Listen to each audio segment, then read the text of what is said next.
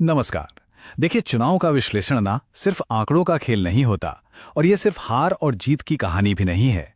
असल में ये लोकतंत्र की सबसे गहरी बातचीत को समझने की एक कोशिश है। जनता और उनके चुने हुए नेताओं के बीच का जो संवाद होता है, उसे समझने की। हम यहाँ कोई भविष्यवाणी करने के लिए नहीं है, हम यहाँ समझने आए हैं। तो चलिए, राजस्थान के सरदारपुरा विधानसभा क्षेत्र के जनादेश का एक फोरेंसिक विश्लेषण करते हैं और सुनते हैं कि वहां के लोग अपनी सरकार से, अपने भविष्य से आखिर कह क्या रहे हैं। सरदारपुरा ये जोधपुर शहर के एकदम दिल में बसा हुआ एक इलाका है।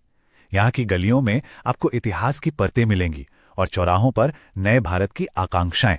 मतलब ये एक संगम जैसा है। एक तरफ पीढ़ियों से चले आ रहे पारंपरिक कारोबार और रिश्ते हैं, तो दूसरी तरफ विकास की तेज रफ्तार है, नई सड़कें, नए मौके और हाँ, उनके साथ आने वाला तनाव भी। और जब विकास इतनी तेजी से होता है ना, तो जमीनी हकीकत और सरकारी वादों के बीच एक खाई सी बन जाती है। सरदारपुरा की राजनीतिक कहानी बस इसी खाई में छुपी है। तो इस कहानी को समझने के लिए सबसे पहले हमें सरदारपुरा की नब्ज पकड़नी होगी। आखिर यहाँ के लोगों की रोजमर्रा की जिंदगी में चल क्या रहा है, उनकी सबसे बड़ी उम्मीदें क्या हैं, और उससे भी ज्यादा जरूरी उनके सबसे गहरे डर और चिंताएं क्या हैं। क्योंकि देखिए, एक वोटर का फैसला जो होता है ना, वो इन्हीं उम्मीदों और चिंताओं की नींव पर टिका होता है। जब जमीन पर जाकर देखते हैं तो चार बड़ी शिकायतें हैं जो बार बार उभरकर सामने आती हैं। पहली और शायद सबसे तकलीफदेह, युवाओं के लिए सम्मानजनक रोजगार की कमी। दूसरी, शहरी जीवन की जो बुनियादी जरूरतें हैं, पानी, सड़क, बिजली, उनकी विश्वसनीयता पर सवाल। तीसरी, भरोसे में कमी, जो सिस्टम के साथ लोगों के रिश्ते को बहुत कमजोर कर रही है। और चौथी, समुदाय और जाति से जुड़ी चिंताएं, जो अक्सर विकास के शोर में दब तो जाती हैं पर खत्म नहीं होती। जरा इस बात पर एक पल रुककर सोचते हैं। जब कोई नौजवान सरकारी नौकरी के इम्तिहान की तैयारी करता है, तो वो अकेला नहीं होता। उसके साथ उसके पूरे परिवार की उम्मीदें, उनका त्याग, उनके सपने, सब कुछ जुड़ा होता है। और जब उस परीक्षा का पेपर लीक हो जाता है, तो ये सिर्फ एक खबर, ये एक घोटाला नहीं रह जाता। ये उस भरोसे पर सीधा हमला है। ये उस युवा और उसके परिवार के दिल पर एक ऐसा गहरा घाव है जो शायद कभी पूरी तरह भरता ही नहीं। ये सिस्टम के साथ एक पवित्र रिश्ते का टूटना है। लोगों की ये भावनाएं, ये शिकायतें सब जाकर वोटिंग मशीन में दर्ज हो जाती हैं। और जब उन आंकड़ों का विश्लेषण किया जाता है तो हमें बहुत साफ संकेत मिलते हैं। ये सिर्फ नंबर नहीं है, ये जनता का संदेश है। हमारे विश्लेषण में 3 मुख्य संकेत सामने आए हैं जो 2023 के जनादेश की पूरी कहानी बयान करते हैं। पहला संकेत सबसे साफ है, वोटों का एक बड़ा खिसकाव। यहां देखिए, 2018 में इंडियन नेशनल कांग्रेस का वोट शेयर 63.3% के मजबूत स्तर पर था। 5 साल बाद 2023 में यह घटकर 56.7% पर आ गया। मतलब लगभग 6.6% की सीधी गिरावट। और राजनीति में वोट जो एक तरफ से घटता है, वो अक्सर दूसरी तरफ जाकर जुड़ता है। ये गिरावट सीधे सीधे बीजेपी के वोट शेयर में बढ़त के रूप में दिखाई दी। और इस खिसकाव का नतीजा था हार जीत का अंतर, 26,396 वोट। अब ये सिर्फ एक संख्या नहीं है, ये एक चुनावी खाई है। अगर इसे प्रतिशत में देखें तो ये 15.62% का फासला है। इसका मतलब यह है कि अगली बार जीतने के लिए विपक्ष को न सिर्फ अपने खोए हुए वोट वापस लाने होंगे, बल्कि इस बहुत बड़े अंतर को भी पार करना होगा। ये एक बहुत बड़ी चुनौती है। दूसरा संकेत थोड़ा बारीक है, लेकिन उतना ही जरूरी। मतदान प्रतिशत में मामूली गिरावट। 2018 में 67.09% लोगों ने वोट डाला, जबकि 2023 में यह आंकड़ा 65.68% रहा। सवाल ये उठता है कि ये करीब करीब 1.5% लोग कौन थे जो इस बार वोट देने नहीं निकले? क्या ये वो निराश वोटर थे जिन्हें किसी भी उम्मीदवार में कोई उम्मीद नहीं दिखी? या ये वो लोग थे जो सिस्टम से इतने थक चुके थे कि उन्हें लगा कि उनके एक वोट से कोई फर्क ही नहीं पड़ेगा? देखिए, लोकतंत्र में चुप्पी भी एक बहुत बड़ा बयान होती है। और तीसरा, सबसे ताकतवर संकेत, जब हम आंकड़ों को और गहराई से खंगालते हैं तो एक तस्वीर बिल्कुल साफ हो जाती है। सबसे ऊंची आवाज, सबसे साफ नाराजगी शहर में रहने वाले युवाओं की है। रोजगार की चिंता, शहरी सुविधाओं की कमी और परीक्षा लीक जैसे मुद्दों का सबसे ज्यादा असर इन्हीं 2 समूहों पर पड़ा। और उन्होंने अपने वोट के जरिए एक बिल्कुल स्पष्ट संदेश दिया है, हमें सुना जाए, हमारी समस्याओं का हल निकाला जाए। तो ठीक है, हमने जमीनी हकीकत देखी, हमने आंकड़ों के संकेत भी समझ लिए। तो अब हम सबसे जरूरी सवाल पर आते हैं, ऐसा हुआ क्यों? किसी भी चुनावी नतीजे के पीछे जो सतही कारण होते हैं उनसे कहीं ज्यादा गहरे व्यवस्थागत कारण होते हैं। तो चलिए अब क्या हुआ से आगे बढ़कर क्यों हुआ इसकी पड़ताल करते हैं। देखिए, ये नतीजा किसी एक व्यक्ति की जीत या हार के बारे में नहीं है। ये सिस्टम में आए एक ट्रस्ट डेफिसिट यानी कि विश्वास के घाटे के बारे में है। जब जनता का व्यवस्था पर से भरोसा कम होने लगता है ना, तो नतीजे ऐसे ही अप्रत्याशित हो सकते हैं। और इस विश्वास के घाटे के पीछे कई परतें हैं जिन्हें हमें एक एक करके समझना होगा। हमारा विश्लेषण 4 मुख्य कारणों की ओर इशारा करता है। पहला, एक स्वाभाविक सत्ता विरोधी लहर जिसे इनकम्बेंसी फटीग कहते हैं। हर सरकार को समय के साथ इसका सामना करना ही पड़ता है। दूसरा, जैसा हमने पहले बात की, परीक्षा लीक जैसे मुद्दों से पैदा हुआ एक गंभीर विश्वास का संकट। तीसरा, मजबूत बाहरी ताकतें, मतलब राष्ट्रीय स्तर पर बीजेपी की जो लहर थी उसका असर स्थानीय चुनावों पर भी पड़ा। और चौथा, विपक्ष ने बड़ी सफलता से एक ऐसा नैरेटिव बनाया जिसने जनता की नाराजगी को अपने पक्ष में मोड़ दिया।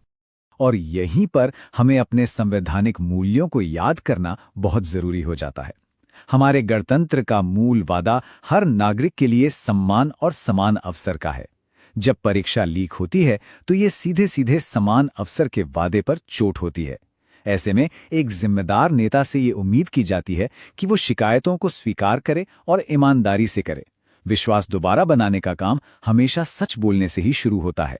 इस नतीजे को और बेहतर समझने के लिए सरदारपुरा के पिछले 25 साल के चुनावी इतिहास पर एक नजर डालना जरूरी है। जैसा कि आप देख सकते हैं, ये लंबे समय से कांग्रेस का एक मजबूत गढ़ रहा है।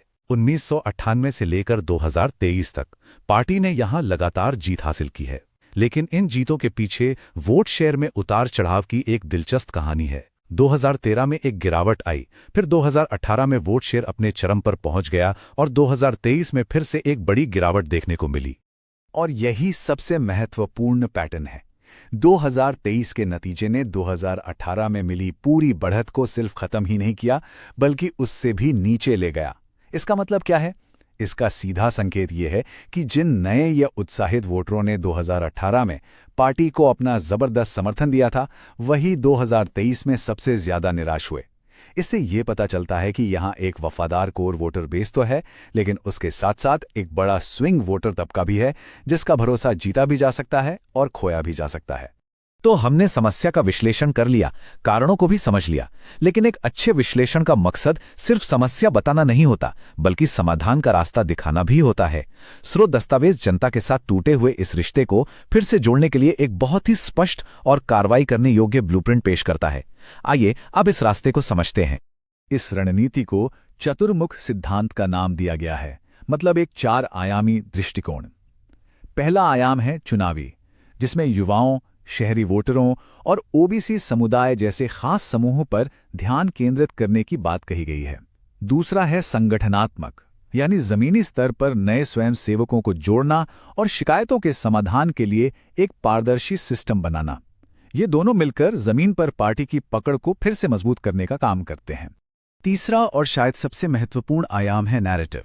रणनीति ये कहती है कि जनता से दोबारा जुड़ने के लिए आपको एक सरल, सीधी और सच्ची कहानी कहनी होगी। एक ऐसा संदेश जो उनकी रोजमर्रा की जिंदगी की परेशानियों से सीधे बात करे, जैसे युवाओं को नौकरी, शहर में सुरक्षा, परीक्षा में न्याय।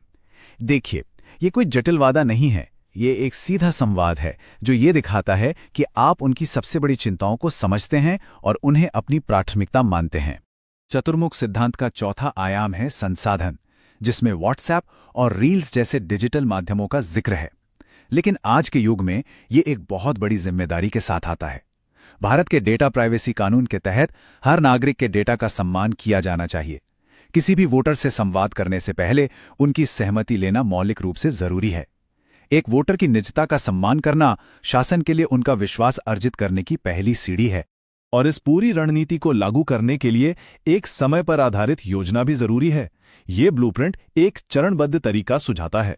चुनाव से 90 दिन पहले संगठन को फिर से सक्रिय करने से लेकर अगले 30 दिनों में लक्षित कार्यक्रम करना, फिर अगले 20 दिनों में सार्वजनिक पहुंच को अपने चरम पर ले जाना और आखिरी 9 दिनों में हर एक वोटर को मतदान केंद्र तक पहुंचाने का प्रयास करना।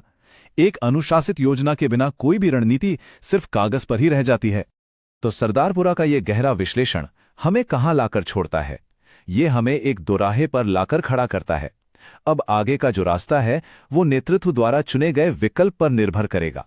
सरदारपुरा का जनादेश एक शांत चेतावनी भी है और उम्मीद की एक नई किरण भी। शांत चेतावनी ये है, सार्वजनिक जीवन में विश्वास ही एकमात्र और असली पूंजी है। इसे कमाने में सालों लग जाते हैं और गंवाने में एक पल भी नहीं लगता। सिर्फ विरासत या पुराने काम के भरोसे नहीं रहा जा सकता।